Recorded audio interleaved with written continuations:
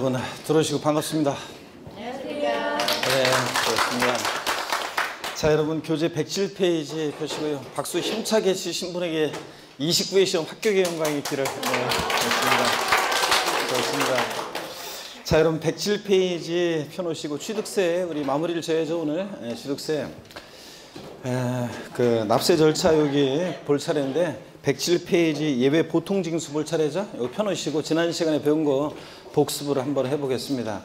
그리고 지난 시간에 그 세율 그 중에서 지난주에 우리가 배운 게 이제 표준 세율, 중과 세율 이런 것도 배웠는데 좀 어려운 부분을 배운 거고 오늘 하나 좀 그냥 다음 순환에 할까 하다가 오늘 그 이번 순환에 그 세율 특례라고 그래서 그 하나 더 추가해서 설명을 좀 드리고 가겠습니다 오늘. 그래서 자, 지난주 그 세율에 대한 거 오늘 그 배우는 것들이 또 중요하고 또 그다음에 좀 어렵습니다.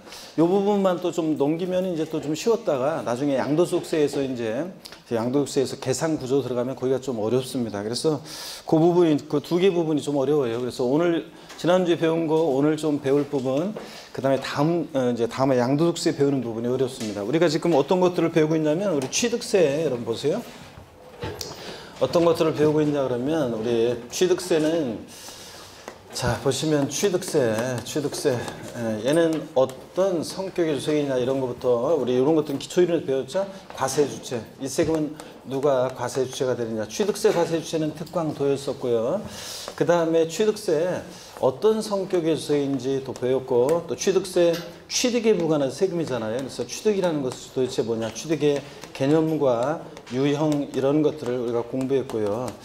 자, 그 다음에 취득세 과세대상 어떤 것을 취득했을 때 취득세 부과되느냐 과세대상 공부했습니다. 포항 영일만이 고향인 사람 스토리를 통해서 우리가 취득세대상 공부했고 그 다음에 취득세 누가 납부할 의무자가 되느냐 납세 의무자예요. 이런 거. 자, 납세 의무자는 뭐 시험에 요번에 나온다고 그랬었습니다. 여러분들.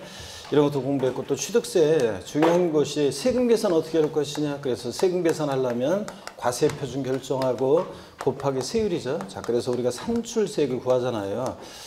자, 그랬을 때 취득세 우리 지난 시간에 과세 표준 결정 어떻게 할 것이냐. 취득세는 취득 가격이 과세 표준인데 취득 가격이 신고 납부하는 세금이니까 취득 가격이 과세 표준인데 신고 납부하는 세금이니까 누가 이 과세 표준을 결정한다고 그랬습니까? 납세의무자가 결정합니다. 원칙적으로 취득 당시 뭐예요? 신고하는 가액이 과세 표준이고 예외적으로 시가 표준액이 과세 표준 됐잖아요. 그죠 여러분들? 우리가 이런 것들을 배웠습니다. 그래서 취득세 과세 표준은 원칙적으로는 자, 취득 당시 납세의무자가 신고하는 가액이 과세 표준이고 예외적으로 지방세 과세 시가 표준액이 과세 표준 금액이 됩니다. 어떤 때 시가 표준액이 과세 표준으로 결정된다고 그랬어요? 납세의무자가 무신고, 신고하지 않거나 납세의무자가 신고하긴 했는데 신고서에 신고 가액의 표시가 없거나 또 신고한 가액이 시가 표준액보다 뭐하게? 적게, 낮게 신고됐다. 그러면 불성실 신고했으니까 지자체장이 다시 과표 결정하는데 무엇으로 결정한다 항상? 시가 표준액으로. 그 다음에 특례가 있었죠. 자, 그래서 특례가 있었는데 언제나 항상 그 사실상 취득한 가격을 과세 표준 금액으로 하기도 합니다. 아무 때나 인정하지 않고 어떤 때만 인정한다고 했습니까? 객관적인 취득만 인정한다. 국, 수, 공, 을 뽑으셔야죠. 네, 국수공, 판, 그 다음에 법, 그 다음에 하나 더 들어가죠. 부. 그래서 국수, 공판법, 부여. 그래서 국가, 지자체, 조합으로부터 취득하거나 수입에 있어 취득하거나 공매, 경매 방법으로 취득하거나 판결문에 의해서 취득가액이 입증되거나 다만 이 판결문에서 제외되는 것들도 있었죠. 단, 화해, 그 다음에 인납, 포기, 그 다음에 자백간주에 의한 경우는 이 판결문에서 어떻게 한다? 제외한다고 그랬습니다. 그 다음에 법인장부에 의해서 입증되거나 자, 부동산 거래 신고에 관한 법률에 의해서 신고 제출해서 검증받은 취득의 경우에는 언제나 항상 그 사실 신고한 가액을 사실상 취득가격으로 한다고 그랬습니다. 예? 검증받은 경우. 그랬잖아요, 여러분들. 자, 그래서 이런 경우에는 언제나 항상 사실상 취득가격으로 발표합니다. 그래서 자, 이렇게 언제나 항상 국수공판법 부 같은 객관적인 취득은 그 시가 표준액에 관계없이 높든 낮든 그 사실상 취득가격 또는 연부금액을 과세 표준 금액으로 한다고 그랬습니다. 그렇죠 여러분? 연부취득은 연부금액인데 매회 지급되는 계약서상 연부금액을 과세 표준으로 해요. 사실상 지급되는 금액을 과세 표준 금액으로 해요. 사실상 지급되는 금액을 과세 표준으로 하고. 근데 이 사실상 취득가격에서 제외되는 경우도 있었는데 자, 어떤 경우가 있었냐? 두 가지가 있었습니다. 소득세법 규정에 따른 부당행위 계산 부인 규정에 의한 취득인데 이건 아직 안 배웠어요. 부당하게 계산됐으니까 사실상 취득가격을 인정할 수 없겠고요. 이건 아직 안 배웠고. 근데 한 가지 배운 것이 무상취득의 경우에는 사실상 취득가격에서 어떻게 한다? 제외한다고 그랬습니다. 그랬잖아요. 국가나 지자체로부터 부동산을 무상으로 취득했다. 사실상 취득가격이 얼마에? 빵원. 그 곱하기 세로면 산출세 빵 되니까 그럼 무상취득은 취득세 안 되느냐? 그럴 수는 없잖아요. 그래서 취득세는 유상, 무상 불문하니까 무상취득은 사실상 취득가격에서 어떻게 한다? 제외한다. 그래서 시험 문제 볼 때 국가 등으로부터 부동산을 유상 취득했을 때 취득세 과세 표준은 시가편액에 관계없이 그 사실상 취득가격 또는 연부금액을 과세 표준하는 거지, 국가나 지자체 등으로부터 법인으로부터 부동산을 무상으로 취득한 경우에 그 사실상 취득가격을 취득세 과세 표준금액으로 한다. O, X요. X입니다. 무상 취득하면 사실상 취득가격에서 어떻게 한다? 제외한다고 했습니다. 자, 그 다음에 이런 것들.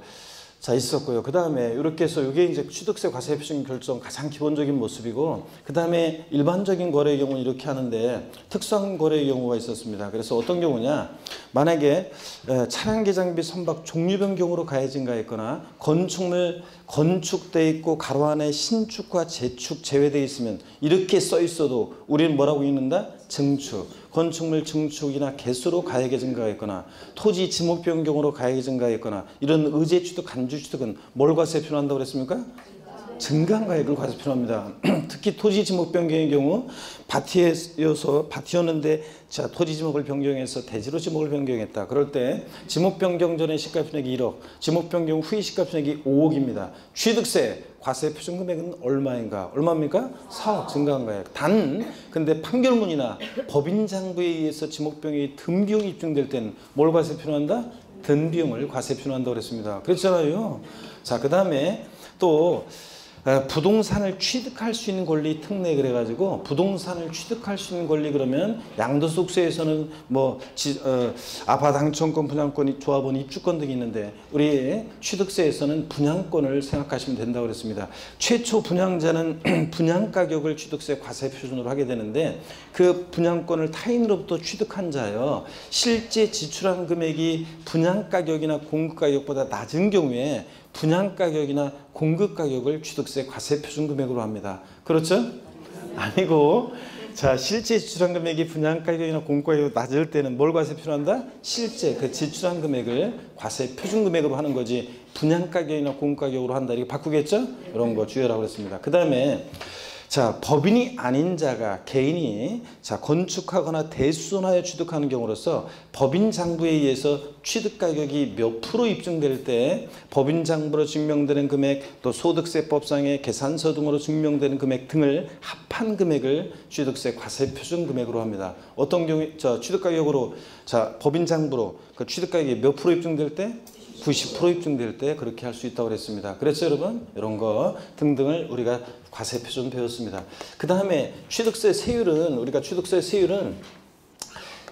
크게 3개 덩어리입니다. 취득세 세율은 표준세율, 자, 그 다음에 취득세 세율은 표준세율, 또 중과세율, 세율을 무겁게 매기는 중과세율, 또 그 다음에 취득세 특례세율, 이렇게 3개의 덩어리가 있습니다. 지난주에 우리가 배운 것이 표준세율하고 중과세율을 배웠고요. 근데 특례세율은 안 배웠는데 오늘 제가 봐서 특례세율을 추가로 그냥 설명하고 가는 게 편할 것 같아가지고 설명하고 가겠습니다. 어쨌든 표준세율과 중과세율 지난 시간에 배웠는데 우리 현재 취득세는 옛날 취득세 2010년도까지 취득세가 있었고 등기하면서 냈던 등록세가 있었는데 그 두 가지가 2011년도부터 통합이 됐다는 얘기죠.